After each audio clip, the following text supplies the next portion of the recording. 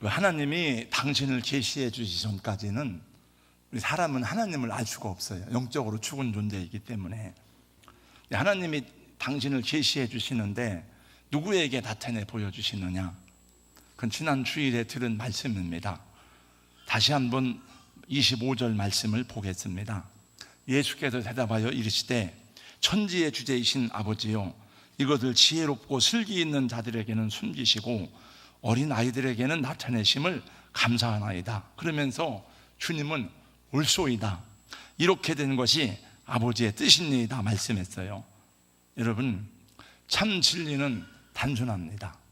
우리 예수님 믿을 때에 어린아이처럼 믿어야 할 줄로 믿습니다. 네, 그것이 너무나 귀하고 값으로 따질 수 없는 것이기 때문에 성경은 그것을 은혜라고 말씀하고 있고 선물이라고 말하고 있습니다. 오늘 또 주님은 이어서 말씀하십니다. 수고하고 무거운 짐진 자들아, 다 내게로 오라. 내가 너희를 쉬게 하리라. 수고하고 무거운 짐진 자들아, 다 내게로 오라. 내가 너희를 쉬게 하리라. 누가 이런 말을 할 수 있을까? 이런 말씀을 하실 수 있는 분은 예수님밖에 없습니다. 왜냐하면 예수님은 우리의 모든 수고와 슬픔과 고뇌와 고민과 번뇌와 이별과 아픔과 상처와 탄식과 낙심과 실망과 질병과 이런 거를 다 경험하셨기 때문에 그래요. 히브리서 4장에 분명히 말씀했습니다.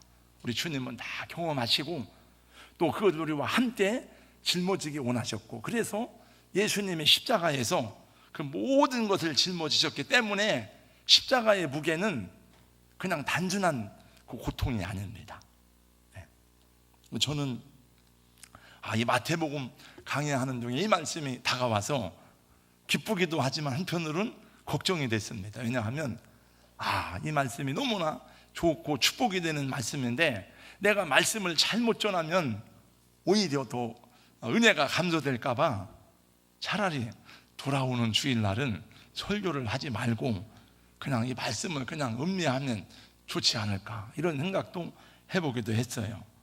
여러분, 이 주님의 초청이 여러분 마음속에 정말 다정하게 들려오시는 예수님의 음성으로 들려지기를 주님의 이름으로 축원합니다. 여러분, 살아간다는 것이 어떻습니까? 여러분, 행복하십니까?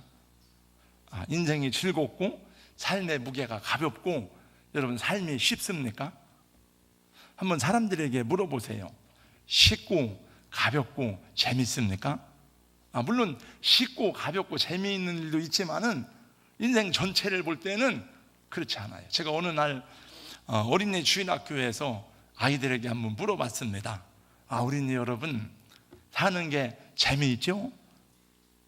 대답을 안 하고 눈만 멀뚱멀뚱하고 쳐다보고 있길래, 여러분, 사는 게 어려워요? 쉬워요? 네, 여러분이 그렇게 말하는 건 이해가 되는데 아이들이 어려워요 그렇게 말하는 거는 이해가 안 되잖아요. 애들 보고 뭐 돈을 벌어오는데 왜 애들을 괴롭혀가지고 어렵다고 그럽니까, 여러분? 근데 애들이 물어보니까 애들이 어려워요 그래요. 애들도 어려울까 보나. 보니까 아이들이나 어른들이나 배운 사람이나 못 배운 사람이나 돈이 많으나 적으나 어려운 거는 다 똑같습니다. 창세기 47장에 보니까 그 야곱이 이집트의 파라오 앞에 섰습니다. 바로가 물어봅니다. 그대의 나이가 몇 살이에요? 그랬더니 야곱이 뭐라고 대답을 하죠? 내 나그네 세월이 130년입니다.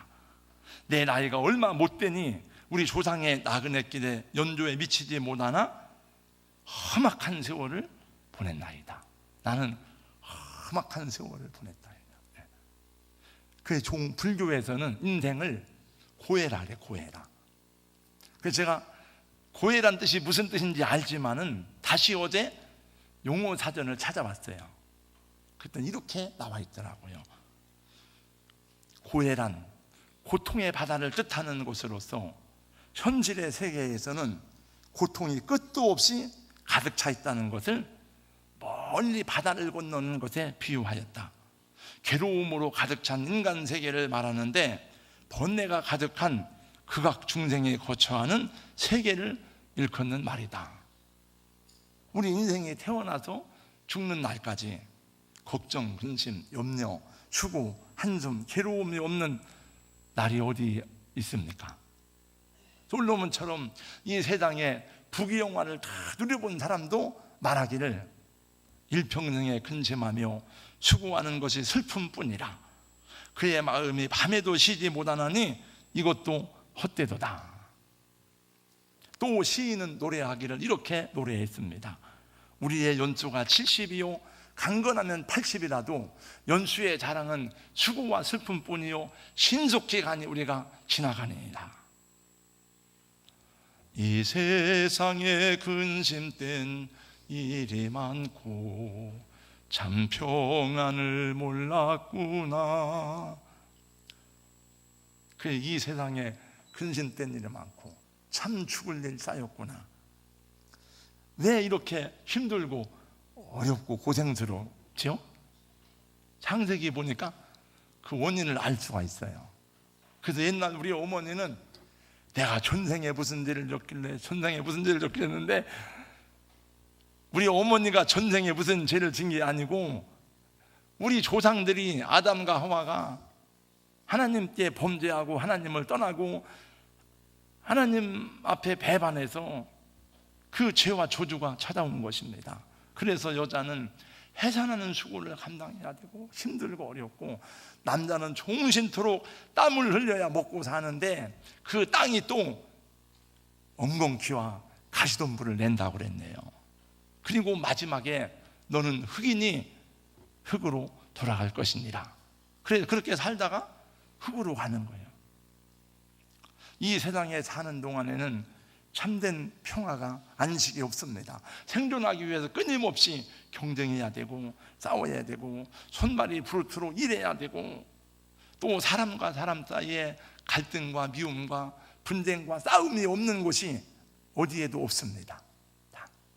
그 요즘엔 사람들이 혼자 살잖아요. 혼자. 그리고 개 키우면 살잖아요. 개. 개는 말 잘 들으니까 싸울 일이 없으니까. 근데 막 개하고 싸우는 사람도 있더라고요. 네.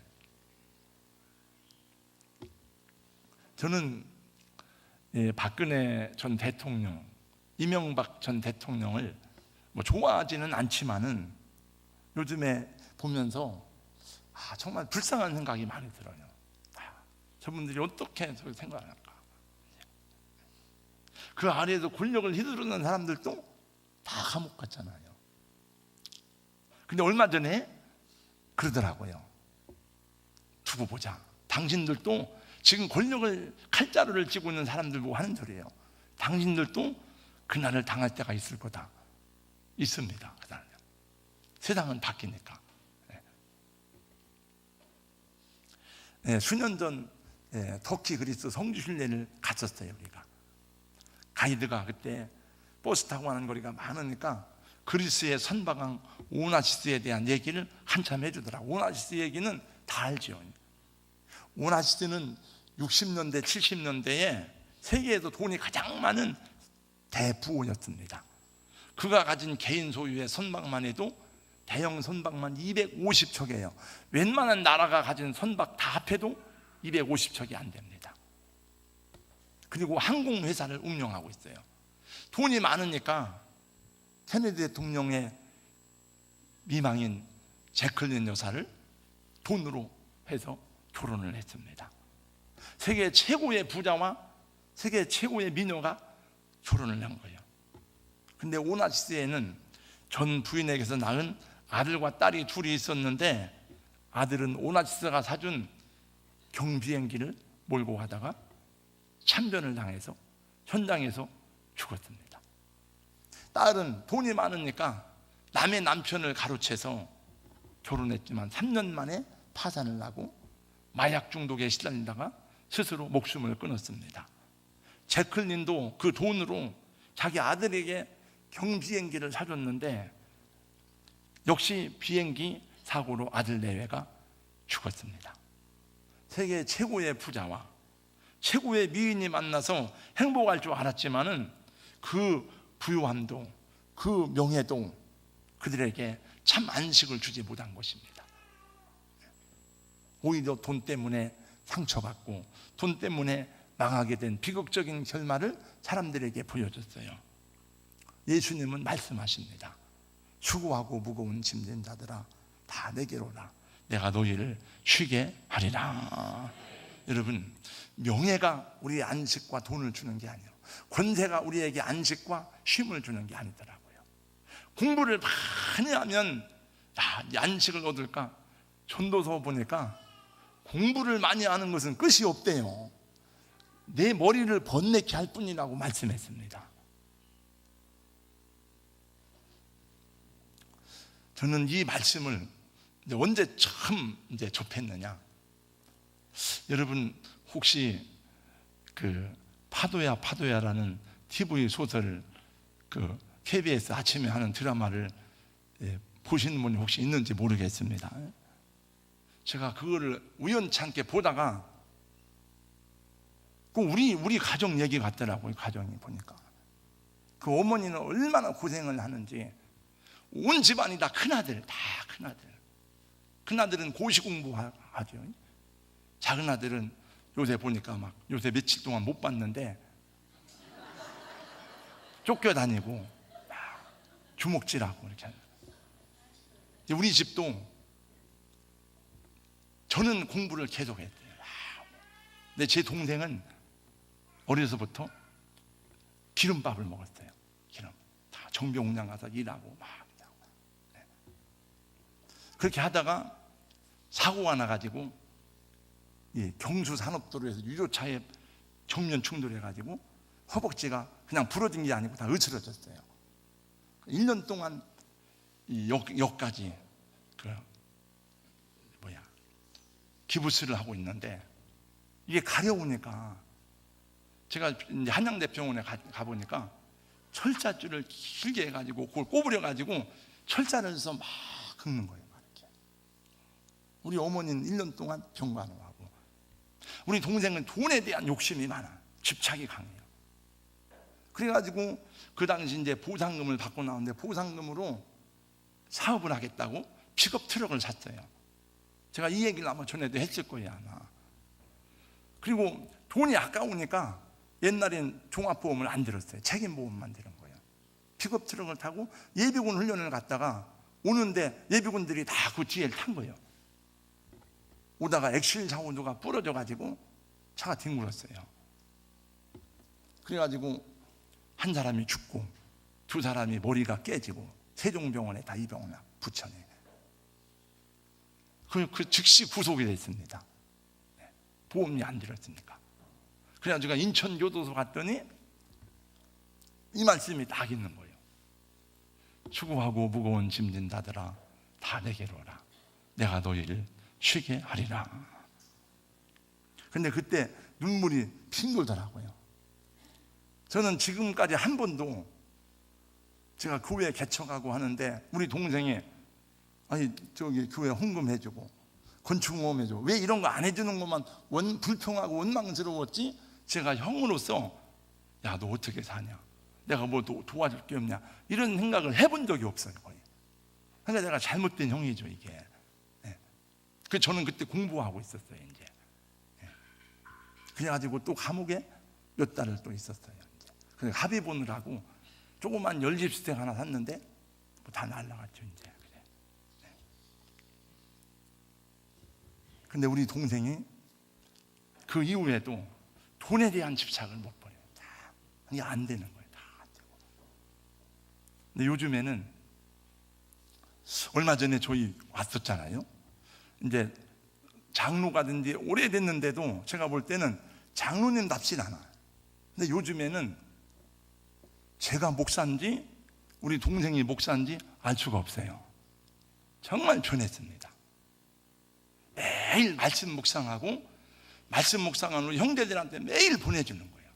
다 내려놨어요 다. 정말 은혜 가운데 살아야죠. 내가 우리 동생을 위해서 기도해 줘야겠다 이런 생각을 해요. 근데 어떤 일이 생겼는가 하면은 우리 동생의 건강이 급속도로 악화돼 가지고 투석을 일주일에 3번 맞으러 다녀요. 그러니까 다 내려놓더라고. 이게 다 아니었구나. 지금은 편안하죠. 이제 편안하고. 여러분, 투석 받고 병원 가고 다 잃어버린 다음에 내려놓지 말고 지금 여러분 하나님께 맡기고 내려놓는 은혜가 있기를 주의 이름으로 축원합니다. 우리가 내려놓기 싫어도 때가 되면 다 내려놔야 되는데 사람들은 병든 다음에 망한 다음에 그 다음에 다 잃어버린 다음에 누워있는 다음에 내려놓는데 그때는 물론 그것도 감사한 일이지만 그거는 좋은 게 아니에요. 여러분, 젊어서 몽해를 내는 것이 기쁘고 좋은 일인 것입니다. 힘이 있을 때 건강할 때 여러분 하나님께 우리가 내려놓을 줄 알고 하나님께 의탁할 줄 아는 것이 지혜로운 삶인 줄로 믿습니다. 주님이 말씀하십니다. 참 안식과 평안을 경험하기 위해서 우리에게 가르쳐주는 말씀이 29절 30절이에요 다 같이 한번 읽어보겠습니다. 나는 마음이 온유하고 시작. 나는 마음이 온유하고 겸손하니 나의 몽해를 메고 내게 배우라. 그리하면 너희 마음이 쉼을 얻으리니 이는 내 몽해는 쉽고 내 짐은 가벼움이라 하시니라. 여러분, 몽해가 뭡니까? 몽해라는 것은 소나무 아래 그 어깨에 나무로 틀을 짜가지고 메워주는 걸 말해요. 그러면 거기다가 쟁기를 달아서 밭을 갈기도 하고 달구지를 또 이제 끌고 가기도 하고 일을 하도록 내주는 겁니다. 그러니까 여기서 몽해라고 하는 것은 우리의 삶을 얘기하는 겁니다. 우리가 세상 살아가면서 가정생활, 사회생활, 내치, 교회생활, 우리의 모든 인생의 여정에서 우리가 짊어지고 있는 짐들을 말해요. 그 아버지도 짐이고 어머니도 짐이고 부유한 것도 짐이고 사장도 짐이고 장로도 짐이고 목사도 짐이고 다 이게 우리가 갖고 있는 지위, 재물, 직분, 삶, 관계 이런 것들을 말하는 것입니다. 근데 여기 내 몽해는 쉽고 그랬는데 여러분 이게 쉽지 않잖아요. 아까 여러분들이 제가 물어보지도 않았는데 어려워요 그랬잖아요. 장로로 살아간다는 게 쉬운 게 아니잖아요. 목사로 살아간다는 게 쉬운 게 아니잖아요. 여러분 회사 사장님으로 회사를 경영한다는 게 쉬운 게 아니잖아요. 아버지로서 책임 있는 이 가정의 삶을 살아가는 게 쉬운 게 아니잖아요. 근데 예수님은 내 몽해는 쉽고 그랬어요. 근데 쉽다는 말을 헬라어로 클레스토스란 말인데 그 말은 발에 꼭 맞는다, 발에 잘 맞는다 그런 뜻입니다. 이게 신발이 발에 맞지 않으면 얼마나 힘들고 고생스럽고 어려운지 몰라. 군대 가서 군화가 발에 맞지 않으면 근데 한번 옛날 군대는요 군화나 옷을 가져가면 바꾸지도 않아요. 이렇게 바꿔달라고 하면 발을 줄여 이 새끼야 막 그러잖아요. 그래도 터지니까. 그러면 힘든 거예요 이게. 근데 예수님이 말씀하기를 내 몽해는 쉽고 가볍다. 이건 뭐냐 하면 우리 삶의 환경은 바꿀 수가 없지만은 예수님의 온유함과 겸손함을 배우면은 그 예수님의 겸손과 온유함을 통해서 우리에게 주어진 몽해를 메면 그 몽해가 쉽고 가볍다 하는 것입니다. 저는 아름다운 동행이라는 책에서 이런 글을 보았습니다. 겸손이란 내가 할 수 있는 일을 아는 것이고 그 일을 끝까지 하는 것입니다. 겸손이란 자기를 낮추는 것이 아니라 자신의 자리를 알고 감사하고 즐거워하는 것입니다. 겸손이란 나를 부끄러워하며 머물러 있는 것이 아니라 자기를 더 깊고 따뜻하게 알아가는 것입니다.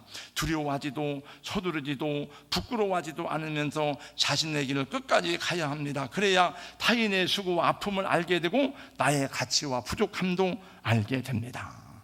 여러분, 기독교에서 말하는 겸손은 자기를 낮추는 걸 말하는 게 아니고 순종을 말하는 거예요. 순종을. 주님의 말씀을 듣고 주님의 권위 아래서 순종하는 법을 배우는 사람이 겸손한 사람이고 겸손한 사람은 쉼과 안식을 경험할 수가 있는 것입니다. 주님이 메워주시는 몽해를 맬 때에 내가 경험하는 고난과 시련도 더 가벼워지고 또 쉬운 것을 경험하게 될 것이고 힘들고 무거운 짐일지라도 주님의 온유함과 겸손을 배우고 따라가면 그 안에서 우리 인생의 해석이 될 줄로 믿습니다. 여러분, 우리 인생의 해석이 돼야 되는데 해석이 안 되는 게 많아요. 내가 왜 이런 일이 생겼는지, 왜 이런 일을 하는지, 왜 이런 고난이 왔는지. 그 사람들은 점쟁이 찾아가잖아요. 무당 찾아가잖아요. 그건 아니에요. 그건 귀신에게 가는 겁니다. 그건. 여러분, 다 내려놓으면 편안하고 행복하고 안식이 됩니다. 지난 주일에 우리 교회에서 간증했던 박내백 장로님은 거의 2시간을 했어요. 간증이 끝나고 부인 권사님한테 야단을 맞더라고요.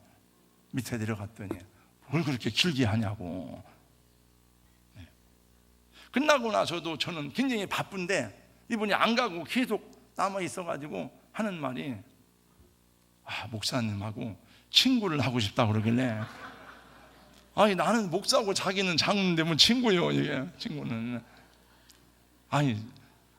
그래서 뭐 좋다고 그랬더니 이런저런 얘기를 하는데 한참 동안 안 갔어요. 그분이 안 가고 자기가 와서 은혜를 많이 받았대요. 교회 와서. 난 무슨 은혜를 받았는지 모르지만은 정말 다 이런 공동체를 생각했대. 수천 명 모이는 게 아니고, 아마 제가 생각할 때 그런 것 같아요. 그때 우리 특송하는데 우리 김연아 집사님 항상 밝잖아, 이렇게 와서 그 불편한 다리로 와서 찬양하고, 그런 모습을 보는데도 그렇고, 성경 봉독하는데 그 봉독하는 집사님이 다른 데를 잘못 알고 잘못 읽었는데 그냥 우리 같이 웃고 그러니까 이 다 실수도 용납이 되고 아무렇지도 않구나. 이게 우리의 모습이고 은혜가 임한 것입니다. 여러분, 다 내려놓으시기를 주의 이름으로 축원합니다. 감추고 숨기고 그래봐야 그렇게 하는 동안에 자꾸 하는 말이 상처받았다고 말하고 남에게 비판하게 되고 자기를 세우는 데 애쓰게 됩니다. 이 세상 누구든지 모든 사람은 절대치의 고난을 가지고 살아갑니다. 별 인생이 없습니다. 그래서 사실은 환경이 중요한 것이 아니고 내 삶 속에서 하나님 말씀을 배우고 예수님을 배우고 예수님의 말씀을 삶 속에 적용하면은 적용하는 것만큼 내 인생의 해석이 되고 여러분 가볍고 쉬워지게 될 줄로 믿습니다. 아마도 제가 목회자로서 가장 많이 이 말씀을 묵상하고 이 말씀을 적용하고 내 삶 속에서 그대로 실천하려고 애써본 말씀 가운데 있다면 그 중에 한 가지가 오늘 이 본문의 말씀이에요. 예수님 말씀하기를 내 몽에는 쉽고 내 짐은 가볍다고 그랬는데 왜 나는 무거운지, 왜 나는 힘든지 그럼 많이 고민도 해보고 기도도 해봤습니다. 주님, 내 몽에는 쉽다고 그랬는데 내 짐은 가볍다고 그랬는데 왜 안 됩니까? 왜 무겁고 힘이 듭니까? 그래서 이 말씀을 묵상하고 적용하고 또 그러다 보니까 이제 그 앞에 있는 말씀이 나오잖아요. 나는 마음이 온유하고 겸손하니. 그러니까 주님을 배우지 않아서 그런 거예요. 내가. 그래서 자꾸 훈련을 하다가 보니까 많이 좀 더 자유롭고 내게 매어진 멍에가 조금 쉽고 가벼워집니다. 그 누구하고 비교하지 않고 경쟁하지 않으니까 옆에 있는 교회가 우리보다 더 귀한 일을 많이 하고 큰 일을 많이 해도 시샘할 이유가 없어. 왜? 하나님의 일을 하니까. 우리가 못하는 일을 조교회가 하는구나. 우리 교회가 안 하는 일을 조교회가 하니까 감사하다 생각하고, 어떤 목사님이 귀한 일을 하면은 그걸 시기할 이유가 하나도 없는 거예요. 감사하다. 여러분, 목사님들, 목회자들도, 저도 사실 이번에 우리 유인엽 강도사 목사 안수 받는데 전화가 왔어요. 목사님이 기도를 좀 해주세요. 예, 알았습니다. 감사합니다. 그 사람들은 굉장히 고민을 많이 해요.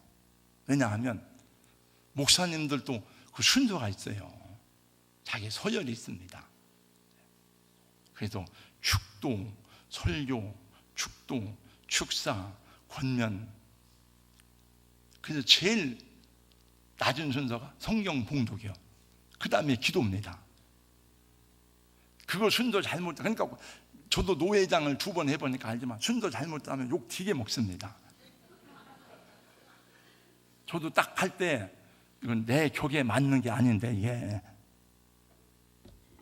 이게 내가 기도는 내 격에 맞는 게 아니야. 딱 그런 생각이 들었지만은 격에 안 맞는 게 어디 있어요. 여러분, 기도하는 게 얼마나 귀합니까? 그렇지, 기도가 제일 귀한 거지. 그냥 지나가는 거예요. 이렇게. 아직도 싸움이 끝나지 않았어요. 저도 저의 얘기입니다. 이 말씀이 저의 삶에 더 온전히 체득되어지고 경험되어지고 이 말씀이 저에게 온전하게 이루어지기까지는 저는 더 많이 훈련을 받고 저는 더 많이 묵상하고 적용하고 또 깨어져야 될 부분이 남아있어요. 여러분, 예수님을 배우는 것만큼 짐이 가볍고 쉬울 것입니다. 그러나 그 멍에를 벗어버리면 다시 수고하고 무거운 짐이 여러분을 기다리고 있을 것입니다. 그래서 지금도 힘들게 살아가는 사람이 굉장히 많아. 짐을 안 내려놓고. 여러분, 자유는 내 마음대로 사는 게 자유가 아니에요. 이건 기독교 철학의 얘기입니다. 제가 1:1 강의하다 책을 읽고 또 이거를 정립했어요. 이렇게. 자유는 뭐냐? 자유는 훈련이고 질서에 순복하는 겁니다. 하늘에는 하늘의 질서가 있고 바다에는 바다의 질서가 있고 땅에는 땅의 질서가 있어요. 다 질서에 따라서 순응하고 순종하는데 인간만이 하나님이 정한 질서를 거부하고 싫어하고 순종하지 않습니다. 그래서 인간 사회가 이런 거예요. 인간은 계속 하나님이 준 질서를 거부해요. 그래서 인간이 고통스러운 거예요. 할 수 없어요, 그거는. 여러분, 훈련과 질서에 순종하는 왜 자유냐? 거기 책에 이런 얘기가 나와요. 그라운드에서 운동을 막 하는 달리기를 하는 선수가 규칙을 따라서 훈련을 잘 받은 선수는 마음대로 뛸 수가 있어요. 그러나 훈련을 받지 않은 선수는 규칙을 모르기 때문에 지 마음대로 하다가 퇴장당합니다. 운전을 잘하는 사람은 속도와 신호와 교통법규를 따라서 운전을 하기 때문에 안전하게 운전을 할 수 있지만은 지 맘대로 하는 사람은 사고를 냅니다. 그건 자유가 아니에요. 누가복음 15장에 탕자가 아버지를 떠나서 내가 자유스럽게 마음껏 살아보자고 나갔지만은 어떻게 됐습니까? 다 망했잖아요. 죽게 됐잖아요. 그건 자유가 아니에요.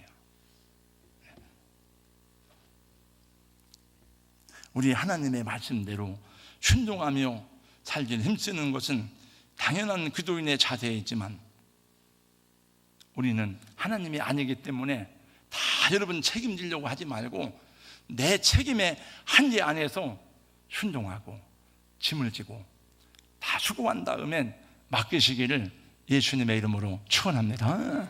우리가 할 수 있는데 전도를 안 하고 할 수 있는데 우리가 기도를 안 하고 그거는 우리의 책임이고 우리가 책망받을 일이지만은 오정무 목사가 열심히 했는데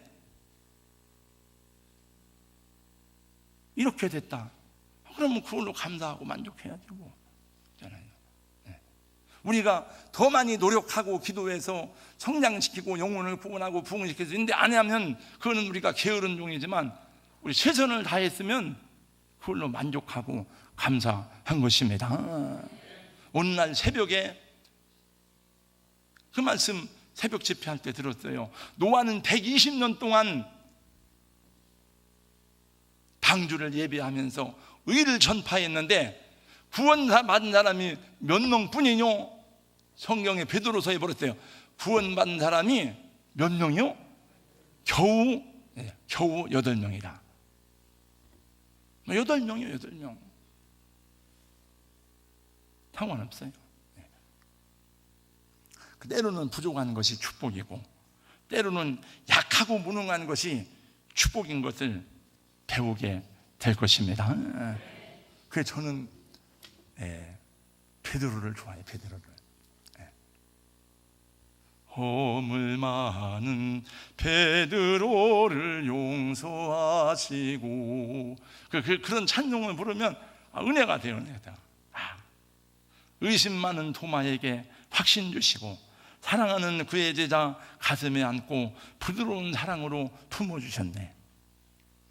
우리 성도 여러분, 수고하고 무거운 짐진 자들아 다 내게로 오라. 내가 너희를 쉬게 하리라는 주님의 초청이 여러분 마음에 다정하게 들려오시는 예수님의 음성이 될 수 있기를 주님의 이름으로 축복합니다.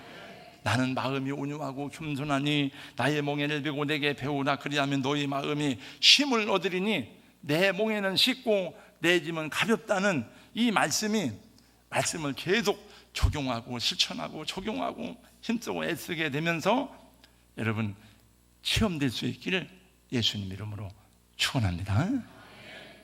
하나님 감사합니다. 오늘 또 거룩한 주일에 우리 귀한 성도들과 함께 하나님께 예배를 드리고 또 찬양을 드립니다. 또 이 시간은 말씀을 잠시 들었습니다. 나는 마음이 온유하고 겸손하니 나의 멍에를 메고 내게 배우라. 그리하면 너희 마음이 쉼을 얻으리라고 말씀했으니 주여, 주 안에서 이 쉼을 얻고 우리에게 지어진 멍에가 쉽고 가볍게 되는 원리를 경험하고 체험할 수 있도록 은혜를 베풀어 주시옵소서. 주님의 초청이 오늘 다 우리 가슴 속에서 예수님이 부르시는 주님의 음성으로 들려지는 말씀이 되게 하여 주시옵소서. 예수님 이름으로 기도하옵나이다. 아멘.